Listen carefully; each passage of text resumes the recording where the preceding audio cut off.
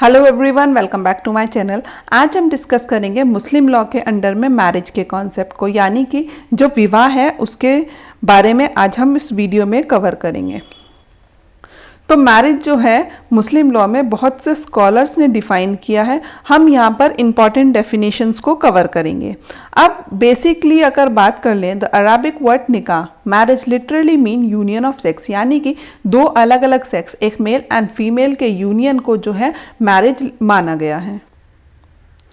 Now according to Abdul रहीम कहते हैं कि मुस्लिम लॉ के अंडर में जो मैरिज है वो एक इबादत है या एक मामलात है। अब अब्दुल रहीम की जो डेफिनेशन है ये हमारे सबसे ज़्यादा काम की है। अब एक केस था अब्दुल कादिर वर्सेस सलीमा 1886 का, बहुत पुराना केस है और बहुत इम्पॉर्टेंट केस है।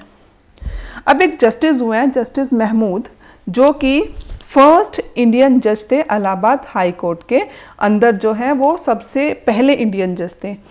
इन्होंने क्या कहा है इस केस के अंदर, मैरिज जो है, मैरिज मुस्लिम लॉ के अंडर में जो मैरिज है ये एक सेक्रेमेंट नहीं है, ये एक प्योरली सिविल कॉन्ट्रैक्ट है। उन्होंने कहा कि जो मुस्लिम लॉ के अंडर में जो शादियां होती हैं वो एक सेक्रेमेंट नहीं बल्कि एक सिविल कॉन्ट्रैक्ट है। अब उनकी ये कही हुई बात बहुत ज़्यादा फेमस हुई और यूनिवर्सली जो है इस बात को ध्यान दिया गया, जस्टिस महमूद की कही हुई बात को। अब इन्होंने जो ये बात कही है, मतलब ये जो है इन्होंने एक तरह से कमेंट किया था उनके मुस्लिम मैरिज के अंदर, जो है वो इन्होंने एक कमेंट किया था कि मुस्लिम लॉ के अंडर में जो मैरिज है वो जिस तरीके से होती है, जो उसकी कंडीशंस हैं, वो एक तरह से सिविल कॉन्ट्रैक्ट है, सेक्रेमेंट नहीं है। लेकिन जब जस्टिस महमूद ने ये बात बोली तो उनका बहुत ज़्यादा क्रिटिसिज्म हुआ और बहुत ज़्यादा जो है लोग जो है उनके अगेंस्ट बोलने लगे। अब उनका मानना ये था कि जो जस्टिस महमूद है उनको जो है कुरान, सुन्नत, हदीस जो है उसके बारे में नॉलेज नहीं है, जो उन्होंने इस बात को बोल दिया है। या हो सकता है उन्होंने ये बात को बोल दिया हो लेकिन वो जानते हो कि ऐसा नहीं है। और अगर आप लोग इस्लाम की टीचिंग से जो गुजरेंगे तो प्रॉफिट ने क्या कहा है, प्रॉफिट ने कहा है कि मैरिज जो है वो सिविल कॉन्ट्रैक्ट नहीं है, वो एक रिलीजियस मैटर है। अब प्रॉफिट की एक हदीस है जिसमें प्रॉफिट ने कहा है, he who marry complete half of its religion, यानी कि जब कोई आदमी शादी करता है, एक व्यक्ति जो है वो शादी करता है तो उसका आधा दीन जो है वो कंप्लीट हो जाता है, यानी कि 50% जो है उसका दीन है, रिलीजियस अफेयर है, वो कंप्लीट हो जाता है। यानी कि अब वो जो आदमी है जो शादी कर रहा है उससे पहले उसका 50% दीन कंप्लीट ही नहीं होता इसका मतलब, और वो एक जो है वो गलत राह छोड़ के एक अच्छी राह पर चलता है। देन प्रॉफिट की एक और हदीस है जिसमें उन्होंने कहा है कि अगर कोई आदमी इनफ कैपेबल है तो उसको शादी कर लेनी चाहिए, यानी कि शादी जो है वो उसको गलत रास्ते पे चलने से, गलत काम से प्रोटेक्ट करती है।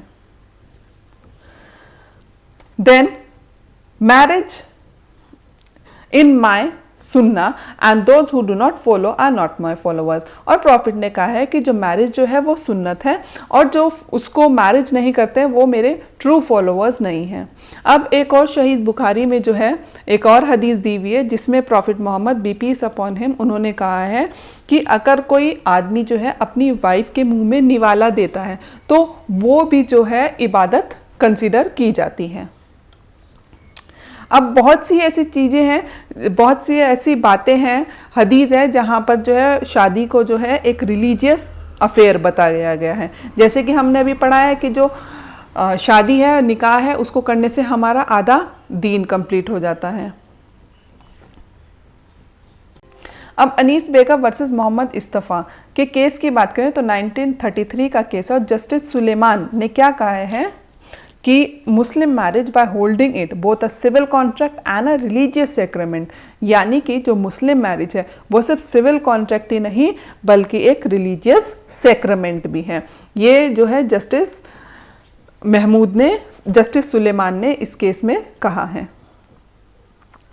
अब जो ऑब्जेक्ट है, ऑब्जेक्ट के बारे में बात करते हैं कि मुस्लिम मैरिज के जो ऑब्जेक्ट्स हैं वो क्या क्या हैं।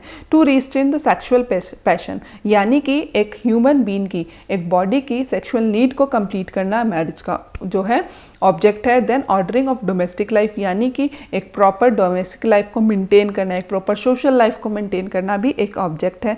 Then increasing of family, family को आगे बढ़ाना भी एक ऑब्जेक्ट है। The discipline of the same in the care and responsibility of wife and children, यानी कि वाइफ और बच्चों की एक प्रॉपर डिसिप्लिन, एक प्रॉपर केयर करना भी एक मेन ऑब्जेक्ट है मैरिज का। एंड फिफ्थ है the upbringing of virtuous child, यानी कि बच्चों को जो है पैदा करना और उनको अच्छी परवरिश देना मेन है। एक अच्छी परवरिश देना, उनको एक सामाजिक इंसान बनाना, उनको एक वैल्यू देना भी बहुत बड़ा ऑब्जेक्ट है मैरिज का। अब एसेंशियल की बात करते हैं। मैरिज जो है मुस्लिम लॉ के अंडर में उसके क्या क्या एसेंशियल्स हैं। फर्स्ट एसेंशियल जो मैरिज का है वो है प्रपोजल एंड एक्सेप्टेंस, यानी कि जब शादी कंडक्ट की जाती है between a male and a female तो उसका मेन पार्ट जो होता है वो एक ऑफर देना होता है। ऑफर को हम जो है अरबिक वर्ड में इजाब बोलते हैं, इजाब ऑफर, एंड उसको कबूल किया जाता है, एक्सेप्ट किया जाता है। एक पार्टी ऑफर करती है, दूसरी पार्टी उसको एक्सेप्ट करती है। और आप लोगों ने ये देखा भी होगा कि दूसरी पार्टी की साइड पूछा जाता है क्या आपको कबूल है, एंड वो उसको एक्सेप्ट करता है। अब ये जो एक्सेप्टेंस एंड प्रपोजल है ये दो विटनेस के बीच में होना चाहिए। हनफी स्कूल में दो विटनेस होने ज़रूरी हैं, दो मेल विटनेस, एंड अगर एक फीमेल विटनेस है तो भी दो मेल विटनेस की रिक्वायरमेंट वहाँ पे एसेंशियल है। एंड शिया लॉ में कोई विटनेस की ज़रूरत नहीं है at the time of conducting marriage. At the time of divorce जो है शिया लॉ में विटनेसेस की रिक्वायरमेंट होती है। फिर सेकेंड है कॉम्पिटेंट पार्टी, यानी कि जो पार्टीज़ है वो कॉम्पिटेंट होनी चाहिए शादी करने के लिए। वहाँ पर जो है कोई भी वो अनसाउंड ना हो या फिर जो है वो बीमार व्यक्ति ना हो, ऐसे किसी व्यक्ति से जो है शादी जो है वहाँ पे कॉम्पिटेंट नहीं मानी जाएगी। और थर्ड है नो लीगल डिसेबिलिटी, अगर कोई डिसेबल है ऐसी जगह शादी कर लेता है जहाँ पे प्रोहिबिट है तो वहाँ पे उस शादी को जो है लीगल नहीं कंसिडर किया जाएगा। Now, if we talk first about proposal and acceptance, proposal and acceptance जो है वो एक मीटिंग में कंप्लीट हो जाना चाहिए। This is the most important कि जो प्रपोजल और एक्सेप्टेंस है वो एक ही मीटिंग में कंप्लीट होना चाहिए in the presence of two witness according to Hanafi school. And this acceptance and proposal should be free of will, free will से करना चाहिए, फ्री कंसेंट से करना चाहिए, without any undue influence. And competent party, अब second competent party जो है ये कह रहा है कि जो पार्टीज़ हैं both male and a female they should B of sound mind. वो पार्टीज़ जो है वो इनफ कैपेबल हो नेचर ऑफ एक्ट, यानी कि शादी के नेचर को अंडरस्टैंड करने के लिए वो इनफ कैपेबल हो। Then for girl they should be the age of puberty, लड़की जो है उसकी एज ऑफ पबर्टी कंप्लीट हो गई हो तो ही वो शादी कर सकती है। Then should not be lunatic, यानी कि शादी करने वाला व्यक्ति whether it's a male and female वो पागल ना हो, वो ल्यूनेटिक ना हो और वो नेचर ऑफ मैरिज को अंडरस्टैंड कर सके। नो लीगल डिसेबिलिटी, अब कह रहा है कि जो आदमी है अगर वो किसी भी ऐसी जगह शादी कर लेता है जहाँ पे वो प्रोहिबिट है तो उसमें क्या होगा। अब ए है कंसैंग्यूनिटी, यानी कि कुराबत, ब्लड रिलेशन, इसको वर्ड को याद रखना है, कंसैंग्यूनिटी, कुराबत, ब्लड रिलेशन। अब कोई मेल अगर वो ऐसी जगह शादी कर लेता है जो वो ब्लड रिलेशन में है उसको जो है लीगल शादी नहीं कंसीडर की जा सकती, यानी कि मुस्लिम मेल को प्रोहिबिट किया गया है अपने ब्लड रिलेशन में शादी करने के लिए। वो अपने असेंडेंट, वो अपने डिसेंडेंट, असेंडेंट यानी कि मदर, ग्रैंड मदर जो है उनसे शादी नहीं कर सकता, एंड डिसेंडेंट जो है सिस्टर, डॉटर, ग्रैंड डॉटर जो है वहाँ पर भी वो शादी नहीं कर सकता। ऐसी शादी को लीगल कंसिडर नहीं किया जा सकता। सेकेंड है एफिनिटी, यानी कि मुशारत, अदर देन ब्लड रिलेशन। ए में हमने ब्लड रिलेशन की बात की है, यहाँ पे हम अदर देन ब्लड रिलेशन की बात कर रहे हैं। तो मैन जो है उसको प्रोहिबिट किया गया है शादी करने के लिए। अब यहाँ ब्लड रिलेशन से अलग बात कर रहे हैं तो बात हम करेंगे एक आदमी की वाइफ के बारे में। अब वाइफ की असेंडेंट और वाइफ के डिसेंडेंट से भी उसको शादी करने के लिए प्रोहिबिट किया गया है। यानी कि वाइफ की मदर, ग्रैंडफादर, मदर या वाइफ की डॉटर, ग्रैंड डॉटर जो भी है उनसे वो शादी नहीं कर सकता है। And the most important is फोस्ट्रेज।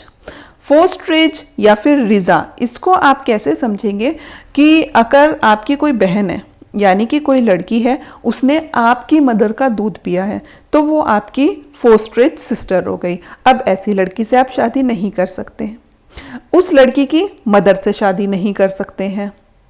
या फिर फोस्ट्रेज सन जो है आपका, उसकी सिस्टर से शादी नहीं कर सकते। फोस्ट्रेज सन यानी कि कोई आप जो है कोई ऐसा बेटा है या ऐसी लड़की है जिसने आपकी मदर का दूध पिया है, वो आपका भाई बन गया है तो आप उससे, या बहन बन गया उससे शादी या उसकी मदर से शादी नहीं कर सकते हैं। यहाँ पर भी जो मुस्लिम मेल है या फीमेल है उसको प्रोहिबिट किया गया है शादी के लिए, और ऐसी शादी को मुस्लिम लॉ के अंडर में इलीगल कंसिडर किया जाए। Now relative incapacity. अब रिलेटिव इनकैपेसिटी की अगर बात करें, more than 4 wife eight a time, यानी कि कोई भी मुस्लिम मैन जो है वो 4 से ज़्यादा शादी एक टाइम में नहीं कर सकता है। और ऐसे ही एक औरत की अगर बात करें तो एक औरत एट अ टाइम एक से ज़्यादा शादी नहीं कर सकती, और अगर करती है तो 498 आईपीसी में उसको जो है चार्ज किया जा सकता है बाइगैमी के लिए। अब इस चीज़ को जो है, ये लोगों का कमेंट रहता है कि मुस्लिम लॉ के अंडर में जो है एक से ज़्यादा शादी जो है गलत है या जो है ये सही नहीं है। अब एक से ज़्यादा शादी की अगर बात कर ले तो चाहे वो जुडाइज़्म हो, हिंदुइज़्म हो या कहीं भी हो, तो वहाँ पर कोई ऐसा रिलीजन नहीं है जहाँ पे कोई ना कोई इंसान जो है एक से ज़्यादा शादी नहीं करता है। अब अगर हिंदू लॉ की बात करें तो 1955 के एक्ट के बाद इसको प्रोहिबिट किया गया था कि कोई भी मेल जो है वो एक से ज़्यादा शादी नहीं करेगा। उससे पहले अगर किसी ने की है तो उस शादी को जो है वो कंसिडर कर लिया जाएगा, वो कंटिन्यू रहेगी। फिर क्रिश्चियनिटी भी में भी अगर बात कर ले तो अब्राहम जो थे प्रॉफिट, उनकी भी एक से ज़्यादा बीवी थी। प्रॉफिट सुलेमान की बात करें तो उनकी भी एक से ज़्यादा बीवी थी। तो मुस्लिम क्रिश्चियन लॉ में भी जो है एक से ज़्यादा वाइफ की जो बात की गई है वो पहले से ही है। और कुरान में क्या कहा गया है कि 4 शादी करने के लिए कंडीशन है। अब कोई ऐसा है कि कोई ऑर्फन है तो उससे आप शादी कर सकते हैं। तो 4 वाइफ के लिए जो है इसमें क्या कहा गया है, चैप्टर 4 में कहा गया है, कुरान के चैप्टर 4 में कहा गया है कि अगर आप अपनी वाइफ के साथ जस्टिस नहीं कर सकते हैं, इक्वल ट्रीटमेंट नहीं कर सकते हैं, तो आप जो है एक से ज्यादा शादी मत कीजिए। Then prophet be peace upon him, उन्होंने कहा है कि ये बात तय है कि आप एक से ज्यादा जो है वाइफ के बीच में जस्टिस नहीं कर सकते हैं, तो आप मत करिए शादी। अब यहाँ पर जो है ये ऑब्लिगेटरी नहीं है, ये अलाउ पर वो कंपलसरी नहीं है कि आप करिए, ये सिर्फ है एक कंडीशन पे डिपेंड करता है। और बहुत एक्सेप्शनल केसेस है जिनमें ये इजाजत दी गई है 4 शादी करने के लिए।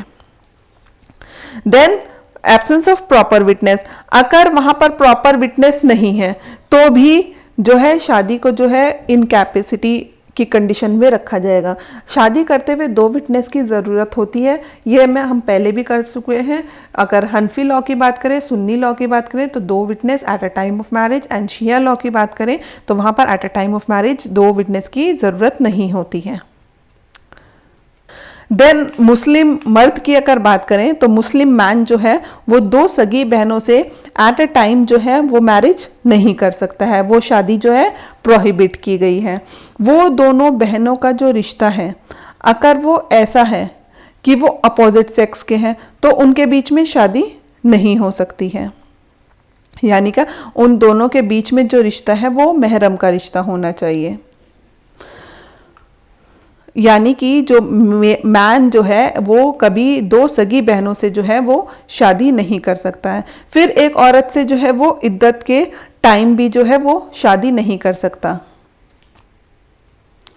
अब डिफरेंस ऑफ रिलीजन, यानी कि जो मेल मुस्लिम है वो एक किताबिया वुमेन से शादी कर सकता है। यानी कि कुरान आने से पहले जो है ईश्वर की तरफ से पहले जो है लोगों को किताबें मिल चुकी है, और कोई भी ऐसी कम्युनिटी नहीं है जिसको अल्लाह ने जो है किताब ना भेजी हो, और जो जिस लैंग्वेज में महारत रखते थे उस लैंग्वेज में उनको बुक भेजी गई है। लेकिन कुरान के अंदर कुछ ही कम्युनिटी की बात है।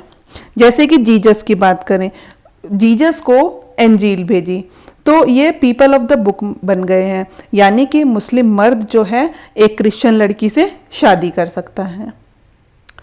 फिर उसी तरीके से जो जुएस जो है, जुएस के बारे में बताया गया है कुरान के अंदर में, जो उनके प्रॉफिट थे, प्रॉफिट मूसा सलाम यानी का मूसेस, उनको भी अल्लाह ने जो है एक किताब भेजी थी जिसका नाम है तौरात, जिसको जो है अलग अलग टेस्टामेंट में कन्वर्ट कर दिया गया है। तो ऐसी लड़की से भी जो है एक मुस्लिम मर्द को जो है परमिशन है शादी करने के लिए, वो भी क्या है किताबियाँ हो गई हैं। और जुएस जो है ये भी जो है पीपल ऑफ द बुक बन गए हैं, तो इसलिए एक मुस्लिम मर्द जो है ऐसी लड़की से शादी कर सकता है। लेकिन अब हिंदू के केस में अगर बात करें तो कई स्कॉलर ने कमेंट किया है, जैसे कि जो आमिर अली हैं, उन्होंने क्या कहा है कि अगर कोई हिंदू लड़की है और वो हिंदू पूजा करती है, यानी कि पूजा मीन्स आइडल की पूजा करती है, कोई मूर्ति पूजा करती है, तो मेल जो है वो उससे शादी नहीं कर सकता। लेकिन अगर वो मूर्ति पूजा नहीं करता है और वो अपने दिल में मान के चलती है कि ईश्वर एक है, दुनिया को बनाने वाला एक है, ऐसा यकीन जो है उस लड़की के दिल में है, तो वो शादी जो है वो वॉइड नहीं कंसीडर की जाएगी, वो इरेगुलर कंसीडर की जा सकती है। अब बहुत सारे कोटेशन है इस चीज़ के अंदर जो है। अब जैसे सनातन धर्म की बात कर लें या स्वामी दयानंद की जो बात कर लें, आर्य समाज जो उन्होंने स्टार्ट किया था, वहाँ पर वो लोग बिल्कुल अगेंस्ट द आइडल वर्कशिप यानी का मूर्ति पूजन के बिल्कुल अगेंस्ट थे, बहुत स्ट्रिक्टली अगेंस्ट थे। और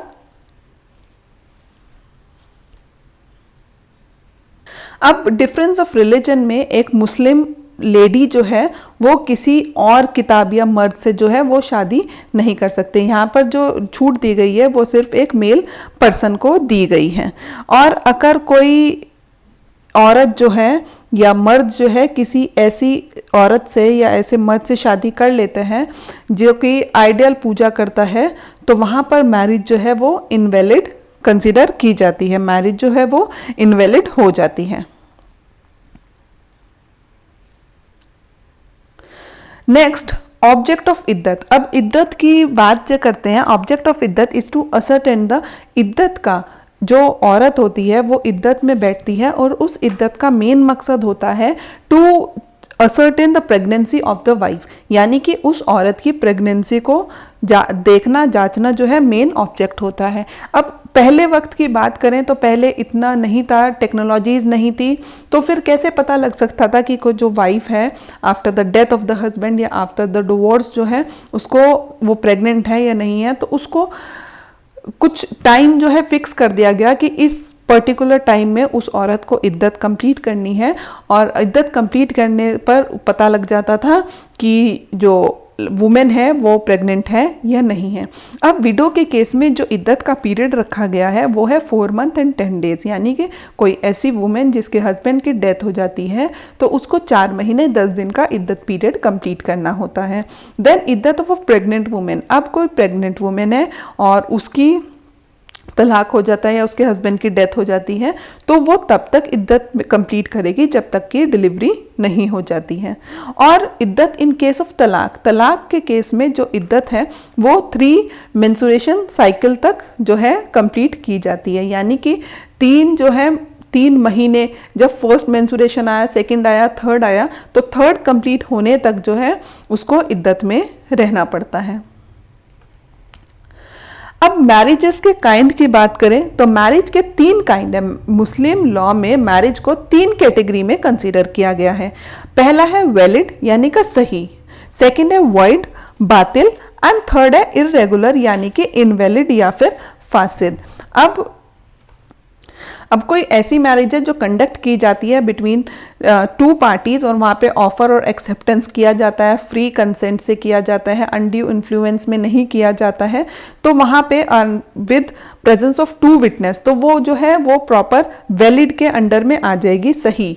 और अगर कोई ऐसी मैरिज है जो एक टेम्पररी कमी है, जिसकी वजह से टेम्पररी कमी कुछ है और वहाँ पर उस कमी को कुछ टाइम बाद जो है वो ख़त्म कर दिया जाएगा, तो वो जो मैरिज है वो बाद में वैलिड कंसीडर की जाएगी, इरेगुलर की कैटेगरी से हट जाएगी। यानी कि टेम्पररी कोई कमी है तो वो इरेगुलर में आएगी, और अगर कोई ऐसी परमानेंट कमी है जिसको दूर नहीं किया जा सकता तो फिर वॉइड यानी कि बातिल की कैटेगरी में उस मैरिज को कंसीडर कर लिया जाएगा। लेकिन शिया लॉ के अंडर में मैरिज की दो ही कैटेगरी रखी गई हैं, एक वैलिड एंड एक वॉइड। अब यहाँ से जो है क्वेश्चन बनता है आपके पास कि जो मैरिज है उसमें क्वेश्चन आएगा कि ये वैलिड है, वॉइड है, या फिर आ जाएगा सही है, बातिल है, फासिद है। तो इन दोनों तरह से वर्ड का मीनिंग याद रखना जरूरी है। बातिल मीन्स वॉइड, सही मीन्स वैलिड एंड फासिद मीन इरेगुलर या फिर इनवैलिड। अब वैलिड यानी कि बातिल जो मैरिजेस हैं वो कौन कौन सी होती हैं।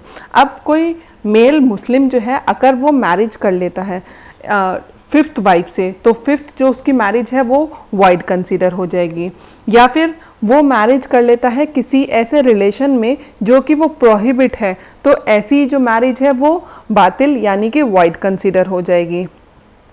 या फिर वो ड्यूरिंग द पिलग्रिमेज अगर कोई मैरिज कर लेता है, ड्यूरिंग द पिलग्रिमेज यानी कि जब वो वाइट कलर का जो पहनते हैं, अगर वो पहनने के बाद वो मैरिज करता है तो अंडर शिया लॉ उस मैरिज को जो है वाइट कंसीडर किया जाएगा। या फिर marriage with a women undergoing इद्दत, इद्दत के टाइम में अगर वो किसी वुमेन से शादी कर लेता है जो वुमेन अंडर गोइंग इद्दत है, तो उस केस में भी जो मैरिज जो है वो वाइड कंसीडर हो जाएगी। एंड इरेगुलर यानी कि फासिद की बात करें तो अब आदमी जो है फिफ्थ वाइफ से शादी कर लेता है, अब अगर वो फिफ्थ वाइफ को छोड़ दे तो वहाँ पर इरेगुलर से हटके वो मैरिज फिर जो है वो वैलिड हो जाएंगी। फिर अगर वो किसी ऐसी वुमेन से शादी कर ले जो कि आइडोलॉटर्स है, यानी कि वो फायर वर्कशिप करती है या फिर कोई मूर्ति पूजन करती है, तो उस केस में जो शादी है वो इरेगुलर कंसीडर हो जाएगी। अगर वो गर्ल जो है वो मूर्ति पूजन नहीं करती है और वो मानती है कि बिलीव इन वन गॉड, तो उसके बाद वो रेगुलर हो जाएगी, वैलिड हो जाएगी। फिर अगर वो कॉन्ट्रैक्ट मैरिज जो करता है वो प्रॉपर विटनेस के टाइम पे नहीं करता है तो वो मैरिज भी जो है वो इरेगुलर हो जाएगी। और बाद में जब वो विटनेसेस के साथ उसको दोबारा से जो है कर लेता है तो ऐसी मैरिज फिर से इरेगुलर से हटके वैलिड की कैटेगरी में इंक्लूड कर जाएगी। अब वॉइड मैरिज में क्या होता है, women is entitle to dower. एक जो वुमेन है वो डोवर के लिए एंटाइटल होती है।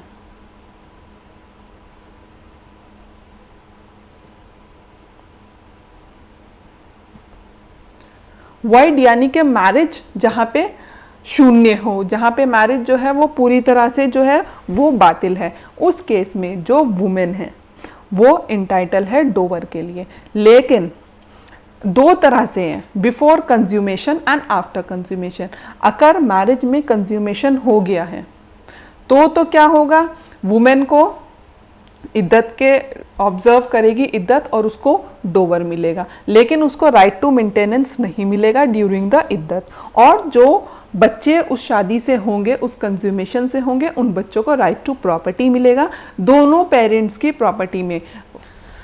नाउ मुता मैरिज से क्वेश्चन पूछा जाता है। आपको याद रखना है कि मुता मैरिज सुन्नी लॉ में नहीं है बल्कि सिर्फ शिया लॉ में है, और इसका जो स्कूल है वो है इस्तना आचार्य शिया स्कूल में ही सिर्फ इसको रखा गया है, बाकी सुन्नी लॉ में इसको हम नहीं पढ़ते हैं। अब ये जो मैरिज है कि टेम्पररी मैरिज है, फॉर द टाइम बिंग है, एक कॉन्ट्रैक्ट है।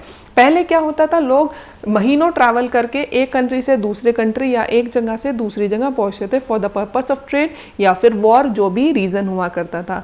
तो उस केस में जिस जगह वो जाए वो उस जगह जाकर कोई भी बुराई ना करे, कोई भी गलत काम ना करे, किसी की चेस्टिटी को ना जो है नुकसान पहुंचाए, उस वजह से जो है ये मुता मैरिज का कॉन्सेप्ट रखा गया था। अब इसके एसेंशियल क्या क्या है, period of union should be fix, कितने वक्त तक उस मैरिज को फिक्स किया गया है ये मेंशन किया जाएगा।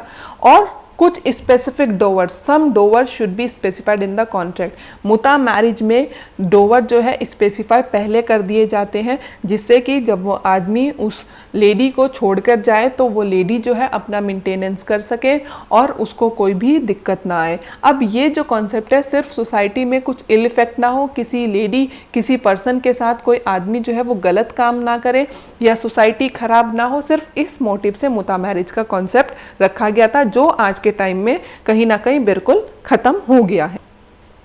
देन लीगल इंसिडेंट क्या होंगे मैरिज के? इसमें राइट टू इनहेरिटेंस नहीं होता, यानी कि वुमेन को आदमी की प्रॉपर्टी में राइट टू प्रॉपर्टी जो है किसी भी तरह से नहीं दिया जाता। फिर अगर ऐसी मैरिज से कोई बच्चा होता है, कोई चाइल्ड बॉर्न होता है, तो वहाँ पर उसको दोनों पेरेंट्स यानी कि मैन एंड वुमेन, उसके फादर एंड मदर दोनों की प्रॉपर्टी में जो है राइट दिया जाता है। And husband is not bound to provide residence to मुता वाइफ। हस्बैंड जो है वो मुता वाइफ को रेजिडेंट देने के लिए, जगह देने के लिए, शेल्टर देने के लिए जो है बाउंड नहीं है, क्योंकि जैसे कि बताया गया है ये जो कॉन्सेप्ट है एक कॉन्ट्रैक्ट के फॉर्म में बनाया गया था फॉर सम जो है कुछ बुराइयां को सोसाइटी से ख़त्म करने के लिए, कि अगर कोई एक जगह से दूसरी जगह ट्रैवल करके जाए या सालों तक जो है वॉर के लिए जाए तो वहाँ पर कोई गलत काम वो ना करे, सोसाइटी को ख़राब ना करे। इस वजह से जो है शिया स्कूल ने इसको इंट्रोड्यूस किया था। तो हमारा मैरिज का कॉन्सेप्ट कंप्लीट होता है। मैरिज का जो टॉपिक था ये बहुत बड़ा टॉपिक था और मैंने इसमें मेन पॉइंट्स जो थे जहाँ से क्वेश्चन पूछे जाते हैं, आप चाहे तो मेंस में क्वेश्चन पूछने के लिए आए, ऐसे लिखने के लिए आए किसी करंट टॉपिक पे, या फिर प्री में क्वेश्चन बने, यहीं से क्वेश्चन बनते हैं, वो सभी टॉपिक जो है मैंने कंप्लीट कर दिए हैं। अब अगर कोई भी कन्फ्यूजन हो तो आप मुझे नीचे कमेंट सेक्शन में शेयर कर सकते हैं, मैं आपकी हर क्वेरी का आंसर करने की कोशिश करूँगी। और वीडियो को लाइक ज़रूर कर दीजिए और शेयर कर दीजिए अपने फ्रेंड्स के साथ जो लोग प्रिपरेशन कर रहे हैं, और जो लोग नए हैं वो चैनल को सब्सक्राइब ज़रूर कर ले कि उनका कोई भी आने वाला वीडियो जो है उसका नोटिफिकेशन मिस ना हो। Thank you.